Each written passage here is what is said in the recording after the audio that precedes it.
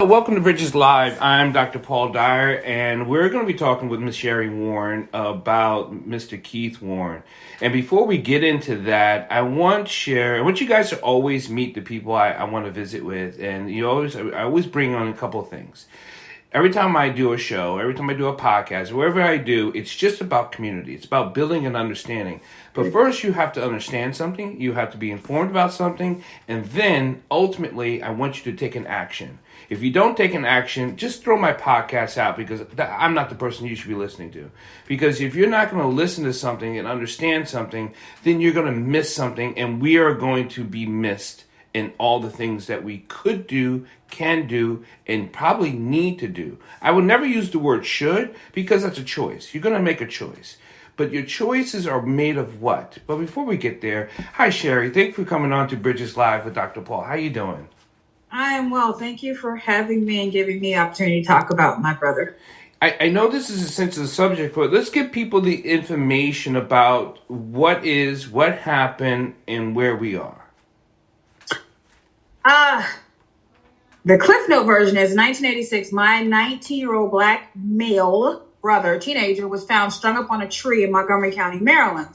And at the time when it was just me and my mom and my brother. My mom had moved us up from North Carolina. So it was just us three in the state. So at the time of his death, she was a single black female in Maryland. And, initially, we did not accept the police ruling. However, we did not have the means nor the information to challenge it. So what you do, you have to just continue on. Anyway, since 2009, up until my mom passed away, she was the face of this fight. Information has been slowly coming out. Information has been slowly released. Some of it involuntarily, some of it voluntarily, showing that my brother could not have put himself on that tree. Someone put himself on that tree. So this is in 1986. Mm-hmm. So if people are listening to that, some people are probably not even born. It's going to be listening to this. Some people have been born. I remember 86 very well because that's in my middle of my prime growing years, right? And you're still fighting this in 2022. Is that correct? Yeah. Mm-hmm. Because here's the thing, and I'm going to go back, come forward. My ask of this situation is very simple. I can show Montgomery County Police Department, the state of Maryland, the state's attorney, the governor, the attorney general, how he did not do it. I can show you how he didn't. They cannot show me how he did. They, as the aforementioned. So then just meet me halfway, because my brother did not commit suicide. You will not put that lie on him, and you need to correct history. My mother, she spent the last 23 years of her life fighting just to give my brother a voice in his death, which the detective tried to silence. So let me throw a quick plug in here. If you go, there's a 3-part docuseries called Uprooted on Discovery Plus. Okay. And it's out now, and it came out February of this year, 2022. And it basically followed me for a year, like 8 months of my struggle with just trying to get acknowledged by the state of Maryland. And in the docuseries, you will see I have state officials, former attorney generals and state's attorneys coming forward saying this case should be reclassified. But then you have the chief of police on camera who looks ridiculous in his argument as to why he's not going to change it. So back to your question, I can't let it go because I know in my heart, again, I've said this I've met 3 different chiefs during this time since my mom passed away, because my mom had her way of doing it. Up until 2009, we did it her way. My mom thought because she was a black female, she had to have a certain look, energy, not have the mouth. She may not be wrong. Well, it's okay. It's tough. It's tough to, I'm in my, it doesn't, but it's almost classified, we know, as media, is how do we talk to the angry black woman? Right? So your mother had to say, well, I don't want to be the focus of this because it's about my son. So I could see maybe her strategy at the time, but that's not your strategy. No, I'm not her. I got out of her way. Yeah. I let her do her because that's how she wanted to do it. Right. But once she passed away, and she died unexpectedly. Like I took her to the hospital. She had a bad cold. 2 days later, she's dead. Georgetown can't even tell me where she died. She had 13 doctors working on her, and they can't tell me what killed her. But that's another conversation for my book. I digress. I said to God, we had a whole conversation. Like, this is not fair, and it's okay, because in my head, I rationalized that her work here was done. She was tired, because the week that she died, she was supposed to retire from her job. She died on Tuesday. She was due to officially retire on Friday. They were literally throwing her a surprise retirement party the day she died. And I couldn't, everything was moving so fast, I didn't have a chance to call her work and tell her boss. But anyway, so I said in my head, God's saying to me that, or universe, whatever you want to believe, that her work here was done. So now you need to figure it out. And so now I said to her, respectfully at her, because I have them buried right next to each other in our family cemetery. Respectfully, we did it your way. Now we're doing it mine. All gloves are off. Fuck them. And I said it. I said it in Montgomery County. I said it in the docuseries. I don't give a fuck. The motherfuckers lose sleep all night. Now it's my turn. And the internet is free. See, back then we didn't have the internet. We didn't have the web. And the lies, deception, the corruption was able to hide behind this view that they didn't want you to see. But now that I have this, I'm going to expose them, because I can show you in their documentation that they gave to me, which took me a year and a half to get, which should not have, but that's another conversation, that the detective created the narrative that he wanted us to believe and was not challenged. And this is not just something isolated with Keith's case. I believe this detective is corrupt. And I believe that the county doesn't want to get involved, because if they go back and reverse Keith's case, they're going to have to go back and look at a whole bunch of other stuff. That's not my issue. That's not my problem. You should have fixed the problem when you had an opportunity. But I digress. I believe that in the long run, I'm going to get what I want, which is I've never asked him for money. I don't even want an investigation. You can't investigate an investigation with no evidence. The detective destroyed every piece of physical information and or evidence that an unbiased person could go back and look at and determine about how Keith got on this tree.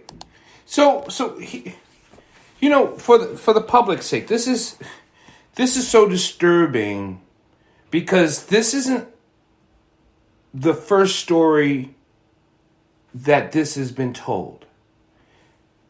This is your story, but we have so many in the Black American history that this story has been repeatedly done over and over to our community. Do you find that to be true?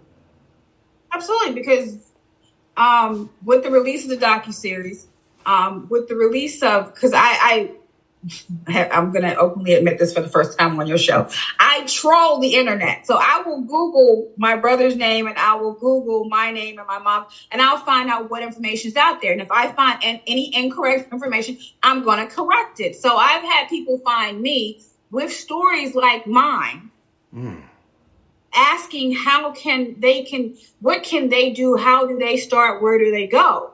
So, and it's sad, because you have these national organizations, I'm not going to mention them by name, but that are supposed to be put into place to help assist you in your said journey. And can I tell you, you name the organization, name the national person with the face is supposed to be the face of our fight. And I've talked to some of them directly, and I can't even get a return phone call. So I have called them out. I have called all those organizations that say they're for us, right?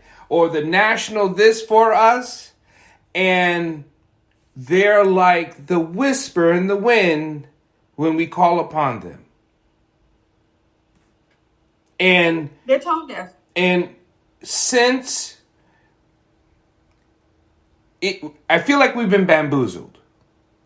I feel like we put so much energy going, oh, look at these people, they're for us. And if they're for us and they're sitting in those, quote, legislative rooms, caucuses rooms, all these places that if we needed help, we were supposed to be able to go through them. And when we go through them, we get burned. So it's like not only does the opposite leaves us out, but our own people that's supposed to be helping us don't acknowledge us. Because we're still talking about and saying the same thing for the last 60 years. Mm-hmm. I can only speak specifically for my situation in my case. So let me just state that. Let me just put my disclaimer out there with that one. So let me just say, with specifically speaking about Keith's case, the chief of police who's now in position, Chief Jones, has been on the force for 35 years. He's also a brother. Keith's case is 36 years old. So that shit, I'm just letting everybody do the math in your head. Mm-hmm. Think about what I'm saying. And he sat in a meeting with me and said to me, I said to him, I can show you the last meeting. They stopped talking to me after a while. That's the conversation. I can show you physically, medically, and factually how he didn't do it. Show me today. Man, I'm looking at him like I'm looking at you. Mm-hmm. How he did it medically, factually, scientifically. He two-step tap danced around it and did not give me a direct answer. Right? But will stand on and die on that hill that my brother put himself on this tree. And as I explained to him, the pictures alone, and they're not safe for work. So let me just say that for your audience. If you do Google Keith Warren pictures, I did not put them up there. They're online. You will see that they are pictures of Keith on the tree. The pictures were, Montgomery County Police Department has admitted that they are their photos. They just don't know how we got them. The person that gave the photos, which we don't know who did, was doing us a favor. They weren't trying to hurt us. They were trying to help us. Because in the photos, he is strung up. He's not hanging down. That's number one. Number two is the rope is caught up around his collar. Like it's in the collar of his shirt. The clothing he has on the tree is not the clothing he left the house in. So it's a lot going on with my brother's case. And I tell you, our employee audience, you can go to, I have a website, the KeithWarrenJusticeSite.com. It's just like it's spelled, the KeithWarrenJusticeSite.com. I maintain that. That's me. I have his Facebook page, Keith W. Warren. And I put information out. And now this year, actually about 2 months ago, I hit another, I guess the word I want to use is precipice in this situation. I said, I'm just going to start putting out documents. I said, fuck it. It is what it is. So right. Now I'm doing videos. Because at one point I didn't even want to do, I had people trying to convince me to do videos. And I was like, yeah, no, because I don't want to be, that's just not what I do. I can talk, but then I realized getting the visuals out because, funny story, the way the docuseries came about from Discovery Plus, I was trolling one of these websites that is sitcoms.com. And back in the 90s, Unsolved Mysteries did they covered my brother's case. So on this one particular message board, there's a thread about Keith. And I was like, let me go on this message board. I go on, it's like 15 pages. I was like, now I got time, especially when it comes to my family. I'm going to find time. I read through all the messages. And I found a lot of misinformation, right? There's one particular person who was on there. Let me finish. He was on there giving his opinion. I swear, I think he worked for Montgomery County about the case and how Keith did it. So I started going back at him. So I almost got kicked off the board because what I'm not going to do, I'm not going to argue with an ignorant individual. I'm just going to keep hitting you with facts. The fact is you're incorrect, right? So one of the direct news directors from Now This News saw the exchange and said he had to meet me. And that was in 2014. And so I met with him and we started talking about, he put together a docuseries. Now This News is an online news agency. It's very popular. If you Google it, they got a couple of sites, a couple of pages across all platforms. Mm-hmm. And so from 2014 until 2020, he was pitching my brother's story to Netflix, to Hulu, to you name it, streaming service, HBO, Stars. Nobody wanted to touch it, right? As soon as George Floyd hit, his phone started ringing. And that's when Discovery Plus came about, and we eventually pulled it together, and that's how the docuseries came about. So here's the sad thing. We know that the media is ran by white men. Mm-hmm. We know that the airways are controlled by predominantly white men. Media has been blocking our consciousness of our uprising for a very long time. What is the reason that you can think of that the media does not want the truth? I don't know if they don't. Okay. I'm going to put my disclaimer. Speaking specifically for the Keith Warren case. Right. I can speak about the local media here in the District of Columbia, Maryland, and Virginia. Montgomery County has a lot of money.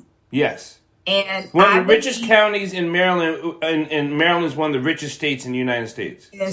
Right. And I believe that local news agencies don't want to touch this story like they should because they don't want to get blocked out by the police. They don't want to get blackballed or shut out of conversations and whatever's, right? I've had the conversation had to me, I'm not going to mention his name, but when we were talking about pitching the story, pitching the docuseries during the press junket, they said the Washington Post wanted to talk to the Washington Post. Now, there's this one person, and if you're smart and you know how to use Google, you know who I'm talking about. I'm not going to mention his name, so I'm not going to give him no type of platform here. But he's been covering the county for 25 years. And when the publicist for Discovery Plus for the Uprooted, which is named the docuseries Uprooted, said to me, well, we're going to get you an interview with Washington Post. This person we want you to talk to him. I said, he's not going to run it, though.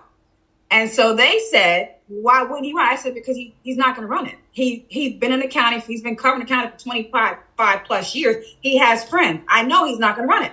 Long story short, I talked to him for an hour and 15 minutes after we got off our call. I said, he's not going to run it. And I bet the publisher, she's like, no, he said he's going to, and I got the whole email. After talking to this man for an hour and a half, after having a whole docuseries being done where millions of dollars have been spent to produce this docuseries, right? Right. This man comes back and says, oh, I'm not going to run it because there's really nothing new here. I told you he wasn't going to run it, but it's okay. And here's the thing. I have learned in 2009, I was mad and angry. Right. Okay. Right. And from 2009 to 2011, I was really sitting in my grief and my frustration and my irritation. From 11 to probably 13, I realized that's not making me any money and that's not getting me any closer to where my goals need to be. So I said, you need to switch this around and change this energy up and focus this energy on something to the betterment of getting Keith's story told.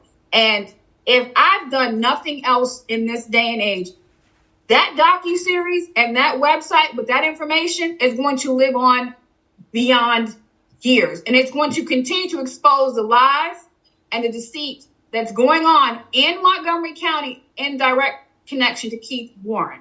I've said this aloud and I'm going to continue to say this, and I've been told not to say this, but I don't care anymore. The justice system in Montgomery County is not a just system for my family nor my brother. Because what you've done and shown me over the last 36 years is that you don't want the truth out. You don't want to know what happened and why a black man was strung up on a tree, and nobody's mad about it in Montgomery County but one person, and his name was Hans Reamer. That's the only person on the county level that has a problem with the fact that you have a black man strung up on a tree and nobody's talking about it. Now, again, I want people to hear this because wherever you hear this, Montgomery County, Maryland. Maryland is the richest state in the United States, and Montgomery County is the richest county in Maryland. And it's ran by developers. It's ran by still white men. The justice system, the judicial system is still very much prejudiced. They have certain people who are judges sitting on there. There's a long extended lifespan of Montgomery County and its nastiness. And this is one of these things. Let me ask you this. Are you still mourning your brother? Every day. Do you if we'll get to where do you want this to go, but do you think you'll ever stop mourning your brother? No. But here's the thing. I've come to the realization that there are certain things I cannot control that are out of my control, right? When Keith died, my mom put me in therapy, and I fought like a chicken. I did not want to go, but I'm so happy she put me, and I'm so happy I still go. And I've come to a place where I mourn him, but I also use that energy to help others, because I've been told that, I'm an inspiration. I am, I've motivated people to continue, because at the end of the day, what's right is right, what's wrong is wrong. I've had some people say to me, which was weird, because, again, you made a point early in this call. People have options and choose what they want to choose in life. I've had people tell me, well, she's not living, or she's going to end up like her mother. Well, first of all, I am very well alive and I have a very vibrant life. Y'all just don't understand, but I just choose. This is my hobby. Like, I wake up every morning, like, for my personality, how do I fuck with Montgomery County? That's what I sit at my desk. I talk to my mother. I make tea for my mom, and I say, well, how are we fucking with them today? Because I know they pissed off about me and my mouth. And it's okay. And I've always said, if I come up missing, y'all motherfuckers better find me and burn some shit down if I come up missing. But I digress. I don't live in Montgomery County, by the way. But I feel like I have a purpose, and that purpose is that I have to at least get to a place where the lie is off of my brother, and my mother's journey, her fight was not in vain, because all she wanted was accountability. All she wanted was somebody to acknowledge her pain. You have a Black woman who lost her only son, and all she asked her sister to do was tell her how her son got hung up on a tree. That's all she asked. But you got the detective cutting trees down. You have detective sent Keith's body to the funeral home choice of his choice, not of ours. He released Keith's body to the funeral home at the scene, and then ordered no autopsy. Ordered automatic embalming. Keith was embalmed before Mama was even told that her son was dead. Then I was told in 2018 that was policy back then. So what these people don't understand is you can't argue with a smart Black woman who's very resourceful. Okay, well then show me how under the MPIA, Maryland Public Information Act, FYA, show me it was in writing that in 1986 police could release bodies to the funeral home choices of their own, because Keith could have been Jewish, he could have been Muslim. You don't know what the fuck he was. He should have went to the off. Right. Oh, how about there was not one physical copy of said handbook or policy book in Maryland? They supposedly update the books and burn the others. And burn the other ones. There's not one electrical heart. I swear to God, not even bullshit. That's what I was told. So then I was told, because a month after Keith died, we found out haphazardly, Detective Beasley went on private property and cut the tree down. Right? The tree that Keith was on. Now, he done closed the case for suicide and told us he wasn't going to investigate it, but you going back a month later cutting trees down, right? So the detective's name is Detective Beasley. Detective Beasley, yes. Okay. And do you know where is he alive now? Do you know? I listen, they done threatened lawsuits a couple times, but yes, he's alive. That Beasley's public information, you can go to the website. Yes, but he's alive. The officer passed away in January, but Beasley's alive. But Beasley went on private property a month after Keith died, after he done told us he wasn't reopening his case and was closed as a suicide to collect evidence. So again, under the MPIA FOI, I asked for a copy of, where's the information about the tree? Where's pictures of the tree? Where's the diameter? Where's any type of documents that said tree? There is none. So he was trying to get to the branch, right? So what they told me in 2018 was, supposedly he was trying to get to the branch to see the rope burns. See, the branch could tell you where the rope was going up or down. Right. So he was trying to get to the branch, which conveniently enough, the branch was destroyed in a warehouse fire. So there's no branch now. Do you have your own speculation? I know this. We'll keep talking about this disclaimer because it's about Keith Warren. Was he killed by the police? I don't think he was killed by the police. I think he was killed by those who were associated with the police. Okay. I think that maybe, and I've said this publicly, so I don't care. Keith could have been Emmanuel. He was never in trouble, though. He was never in trouble. He was never arrested. He didn't have a record. He was a black white boy, though. And I've just now realized people understand when I say that. I didn't even dawn on me if you don't know what I'm saying when I say that. I was called that growing up anyway, so I know exactly what you mean. Some people are really confused about it. But you're going to have to explain it for the other people. Right. For those who are not familiar, he was a black boy and all of his friends were white. Right. Now, my friends were all black. His friends didn't like me. I didn't care for them, and it was okay. And I still don't like the motherfuckers. They see me today, they probably will cross the street, but it's all right. I don't care. So I think that maybe Keith got involved in something over his head, and he was collateral damage. And somehow, some way, maybe an accident happened, and I'm using air quotes, and they called their friends, and their friends came and cleaned it up for them. And Keith Warren was the cleanup. I think he was collateral damage to something. I think maybe there may have been an accident. There may have been, I don't know. I feel like. So here's a real strong question. The friends that Keith had at the time, are they participating in the action of the fight? No, they threatened to sue you if you mention their names. Okay, so that throws a problem in its own way, right? That kind of, because my friends will listen to my podcast, and people I've grown up with, the black white guy that people have known, and if my friends who I've known my whole life, who I've always been around, and I got hung, if they didn't come forward to help, that seems to be like a problem. Oh, no, they started from day one. See, this is how I know they know something. And I'm not going to call anybody out because, again, I get sued or threatened for a lawsuit. So, but Keith left the house on a Tuesday. My mom saw him walk out the door. He had his duffel bag full of tapes. He had on his brown construction boots, a blue hoodie jacket, shorts, and a white beater T-shirt. She saw him walk out the house. During the time he was missing from Tuesday, he didn't come home Tuesday night. Wednesday, she started calling around. Nobody knew where he was except for one who we thought was his best friend. Mm-hmm. This person told my mom Wednesday, I know where he is. I'll find him when he's found on Thursday. But this person said individual will lawyer up and threaten to sue you if you mention his name and associate with Keith Warren. But prior to Tuesday, because I was in New Jersey, I was visiting my mom's sister. I was with my aunt. So I wasn't here. But when I was home, though, because this was summer, this was July, right? June, May, they were always in my house, on my phone, in my refrigerator, on my floor. Like, I would tell them to go. Like, don't y'all got somewhere to go? Like, why are you here, right? During them 2 days he was missing, nobody called or came by. Nobody came looking for him, which was weird, right?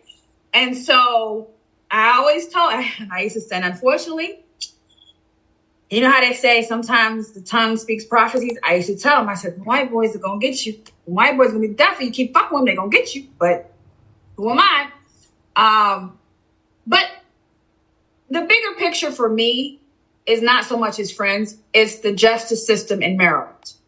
Because what I want Maryland and those in office and those who we are voted into position that are supposed to be there to help us to understand, Keith Warren is not an isolated case. It's just a case that has my mouth on it. Right. That's it. There's a whole bunch of other Keith Warrens out there. Yeah. And you're going to have to at some point acknowledge and recognize that you got to fix it. But you can't fix a problem that you continue to have. Like, this is how sideways and shady they are, right? Because I know they're going to probably hear this and see this, and I don't care. Yeah. I'm going to tell you how sideways they are. There were these two, and okay, let me say this. My sympathies go out to the Lyon family, so I'm trying to be nice. But there's two little white girls that went missing in 1976 in Montgomery County, Maryland. They're called the Lyon sisters. You can look them up. So they go missing from a mall. They were kidnapped. Okay. Their bodies were never found. There was really no evidence to close this case. How about in 2020, the Montgomery County Police Department closed that case. They used resources, man hours, and money to close a case with no evidence. I'm giving you evidence of a black man on a tree in 86, and you won't even talk to me. And as a matter of fact, this is when they stopped talking to me, by the way. Sorry if I'm too much, but I am. It is what it is. It's okay. It's okay. You could be all what you would need to be. In 2018, Chief Manger, who's now the chief, capital city chief for them, he said to me in an email, I'm going to skip through a lot, that I was badgering about, reopening this case because I showed them from their documentation that the detective used information from a third party source, unknown, unidentified, unrelated person to justify Keith's death as suicide at the scene. So at that point, you should reclassify this case. That's it, right? Right. So Jones sends me an email back and says the case has been reclassified. Okay, fine. So then I'm starting to hit him. Okay, so when was it reclassified? When was it reopened? Why did you reopen it? He puts two detectives on the email, right? One detective who I've had a back and forth with, who stopped talking to me, decides that he's going to jump on the email and take Manger off the email, right? So it's just me and the other detective, and says, Miss Warren, the chief was incorrect. The case was not reopened.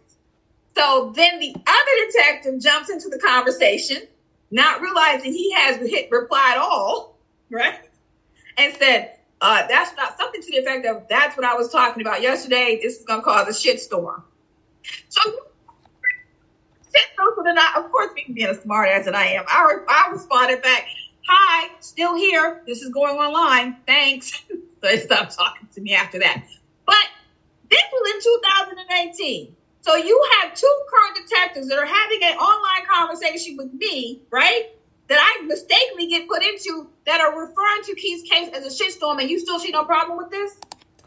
I have Doug Gansler, who was a former state's attorney, former attorney general, on camera. Yeah. Stating that this case should be reclassified to at least undetermined, and the current state's attorney won't even call me back. No, he won't. I'm gonna run up on him in a minute. I'm gonna catch him. I'm gonna do that little white girl. I'm gonna catch him outside. But it's gonna come. He's a nasty little person. Oh, I'm glad. I ain't even met him. He won't even talk. He will not call me back. He had one of his assistant state's attorneys call me and tell me basically that I need to get counseling and get over it. Yeah. See what I mean? He's a nasty little individual. And he is backed by developers. He has had personal vendettas against people in Montgomery County. He has locked up people or has stated in court, I will make sure I get you. Now, I don't know. I'm not an attorney, but when a state's attorney says, I'm going to get you, it kind of sounds unhealthy to be a state's attorney. But this is the justice system in Maryland that they don't see anything wrong with. No, because the same majority of white people keep voting him back in because it's good for them. You know what? I'm not going to say it's good for them. I'm going to say, well, it could be, but also could be that in this past election, looking at reading a lot of stuff online, a lot of the older white 60 plus year olds that live in Montgomery County, they're not internet savvy. Right. They follow the lead. They really don't research, and they stick to what they know. Yeah. And they're scared of change. Yeah. And so, not giving them a pass or excuse, but I've found out that when you inform those type of people or expose them to a new thing, their thinking tends to change. Hence is why Elridge almost did not get back in. Like he always get back in, but he's been consistent, and his I'm gonna use fan base because I can't think of anything else, but his fan base they don't want to try change. And most of us, change is a lot of work.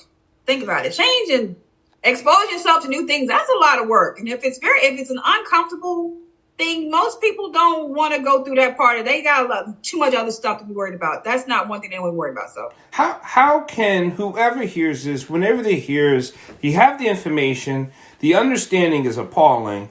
What could people help you with? how to get a meeting with the Secretary of Health. Because in 2002, my mother wrote a petition to Dr. Fowler. And everybody should know who Dr. Fowler is. Dr. Fowler was that medical examiner who got up on the stand at the George Floyd case and had the audacity to say, the Fowler was also the Maryland medical examiner, chief medical examiner back in 2002. And he didn't even acknowledge this case. So I've since come to find out, because the other part to my story is I'm learning as I go. I don't know the system. I don't really know the process. I just know how to run my mouth and I know how to fight. That's all I know how to do. But there's processes to the situation. And I was told that the Secretary of Health oversees the medical examiner's office. So the Maryland medical examiner's office is in a shithole right now. Like, it's bad from what I'm reading about. I've not petitioned them yet. Well, actually, yes, I did. So I'm sorry, let me go back. Up until this year, I was not told by Montgomery County that I had to go talk to the medical examiner's office. So my many meetings with Chief Jones, which was like 3 or 4, he never said to me, you have to talk to, we can't control the medical examiner's office. We don't control them. So you need to go talk to them. He probably wouldn't anyway. Well, it's the funny part. So they got it on camera because he told the production people for the docuseries Uprooted, oh, well, I can't do nothing for her. She's got to call the medical examiner's office. Okay, so you tell me what to do. I'm going to do it, right? So that's what I do. I pick a phone, call the medical examiner's office, and you see me on camera because we can't play the audio because you can't report people without their knowledge in Maryland. All you see me do is because the they were very nice, by the way. They said to me, we need the police to call us. We can't just activate this case without their participation. And I said, well, they sent me to you. So now I'm on this ping pong table, right? So then I was told, because the chief medical examiner, literally, we were going to call him. The docuseries came out on Tuesday. Me and another person that was participating in the documentary was going to go see, because they had a relationship with them. We're going to go see him on Friday. He quit on Friday. The chief. So there's a temporary person in position now. So I was told that person is probably not going to make any life-determining decisions because they're temporary. Right, so they can't. They won't. They're not going to. So I need to talk to the Secretary of Health who oversees the medical examiner's office, as well as petition, have a hearing in front of a judge. So anybody knows the justice system in Maryland and wants to help me out, because I'm not going away, but that's what I was told. Because my simple ask is this. And hold on, before you finish, the judge you're going to see in Montgomery County is not going to do anything. We know those judges well, and they lock up a lot of black boys. See, you're telling me something new. See, I didn't even know that part. But they do. They lock up the most in the state. That's unfortunate. So it's like we've been trying to replace these judges who are the good old boys network, along with some friends, and that's how they get in there. And we've been talking about this on our show, You Be the Judge, with Marilyn Pierre, who ran for Circuit Court Judge, and Judge Claudia Barbara. I mean, the judge issues in Montgomery County is got issues. I mean, the justice system's got issues, as you say, because it isn't for justice. And then you have a judge issue that's been going on for decades. Well, see, here's the sad part, and I hope your listeners get this part. The judicial system anywhere banks on the fact that we're not going to educate ourselves. Correct. We're not going to learn the system. We're not going to know, or they're going to tire us out to the point where you know what? Okay, I'm over it. I'm done. I'm moving on. It wants to deflate you. It wants to take that drive up out of you. So one of the main things that because I started a foundation called the Keith Warren Justice Foundation, and that's a .org, that's 501c3. I use that to help other people understand the judicial system. Now I can't do no open cases. I mainly deal with closed cases and or cold cases, but I give people an opportunity to sit in front of a lawyer for like 2 hours, explain their case. The lawyer can tell them you can go this direction or you can go that direction or just let it go, right? My mom was not afforded that back in 1986. Right. They used her lack of education of the justice system, her lack of understanding how to work the laws, because she didn't know she had 3 years to file statute of limitations to file a civil rights lawsuit against the state, because nobody in the state would take the case, because why? Everybody was scared of the police department, right? So she had to go out to D.C. to get a lawyer who intentionally, and I just found the documents. I'm going to do a whole video about that, because, by the way, I got a TikTok, it's called Justice for Keith. I'm posting videos about this case and using documents to back up my claim. But I found in her documents, the lawyer intentionally filed the case 3 years and 5 months after the statute of limitations. And, of course, that was her only legal recourse, right? Now, she took him to the D.C. Bar Association. They did whatever to him, but that doesn't help us. No, it doesn't help you. So, to your point, though, going back, we have to, I said this on one of our calls, because we're on our group call that we do every Monday. You have to know who you're voting for, and you got to vote in people that's going to really get in there and fight for you, and not just say that they're there to get a check. And that comes from reading and understanding and doing research. But but the people that can support us, that look like us, don't read. No. Okay? So I'm glad you're doing TikTok, because that's probably about the shortest of their brainwaves, it seemed like, especially the newer generation. Right. Mm-hmm. Because we want people to be informed, to be involved. Like when George Floyd got killed and all that happened, more people were more reactionary than informed. You've been trying to inform people about your brother Keith Warren and the hanging and the murder that took place in Montgomery County, Maryland, and even the people that supposed to support you, who look like us, who we are around, don't get involved. That troubles me. So you have to also, we have to respect people where they are. Okay. And I've learned that because, again, I told you I've gone through these stages in this struggle. And I have to respect people and their opinions and how they live. Right. Okay, because at the end of the day, I'm not putting no food on your plate. Right. I'm not paying your electric bill. I can tell you what it is, but it's up to you whether or not. And I can't be mad if you don't want. I can be disappointed, but I'm not going to be mad.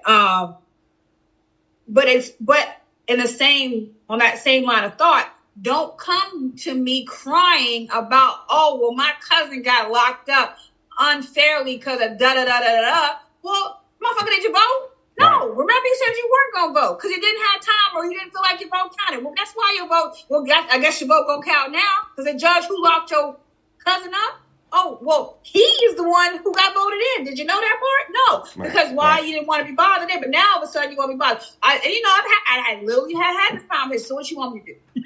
Right. Because that's the circle. That's the complete circle, right?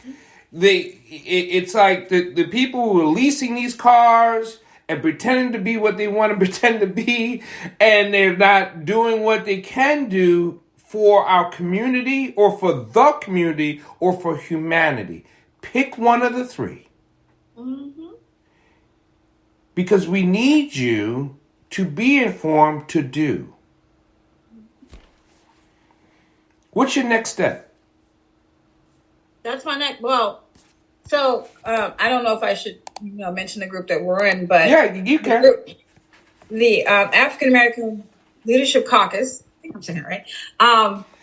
It's actually the Caucus of African American Leaders of Maryland. That one. Mr. Carl Snowden has opened a door for me, which has not been open because it was interesting. I don't want to speak ill because, they may or I may get the help I'm asking for, so I'm going to be very careful with this. But he got me into a door that I've been knocking on, with the state legislators level, and I'm going to see how this is going to work for me. So, and I'm just going to continue to talk about Keith's story, because the one thing I do know is Detective Beasley wanted to create this narrative that he was allowed to do by Montgomery County Police Department and every administration since then and now about how Keith got on this tree. And if, again, I've done nothing else, I've exposed that lie, that deceit, and that deception in the county on that level of police and leadership, that you can't put your head in the sand anymore and say you didn't know. You can't say, oh, how did this get biased? Nah, because what I do when I tweet, because I tweet about my brother too. So, I do that. I'll be on Twitter. I tag everybody I can, from Brian Frost to McCarthy to Elridge, you name them, I tag them, right? Will Smith, you name Jamie Braskin. Y'all not going to say, but interestingly enough, and this is so disappointing, I'm not going to say the person's name, but I have been trying to get to the one county person.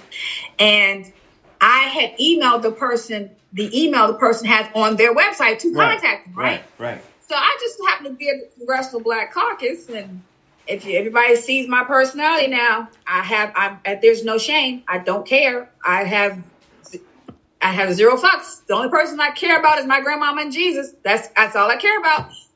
So I happen to see that person. Never met him. Rolled up on him. How you doing? And I have these masks that say Keith Warren Life Mattered. I made it, right?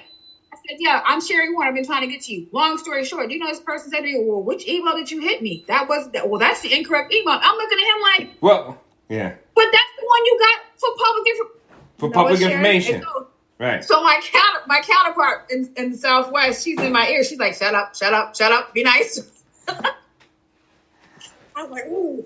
I said, okay, no worries. I said, which email works? Because at the end of the day, if you're in a public office and you have an email where people are supposed to be able to reach out to you and you are supposed to respond to, somebody should be monitoring that inbox. I don't understand. Like, that doesn't work for me. Like, if I'm going to, and I'm not saying I want to run for any type of public official office, but if I'm gonna run for one, I'm gonna make sure I'm for people. I work for the people. But but they don't work for the people. That's why they have emails that doesn't work. And how many people we question their emails or how many people reach out to them for something, right? Yeah, but that's why you're in public office, though. That's right. If you wanted to work your 9 to 5, that's your business. But you chose to be in public office, and the checks and balances in this state are so unbalanced, it's ridiculous. Because if you got Brian Frost who won't even call me back, now I done emailed you, texted you, tweeted you, certified you, and you won't even acknowledge me. You got the state's attorney who won't even call me back.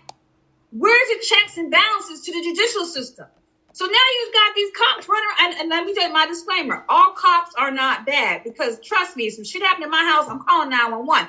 However, in direct relation to Keith Warren and what happened to my brother, there's a problem. And that system is broken in Montgomery County, and it's not going to go away. I'm going to keep talking as long as I got breath in my body and I can get on the internet. Well, Sherri, thank you so much. We're going to do this again, and we'll keep up to date with you. And I know that everyone who has any other questions is going to make sure they contact you and contact me, and we'll get it out there. But here's the thing, people, and thank you for listening to Bridges Live, and thank you, Ms. Sherri Warren, for coming on.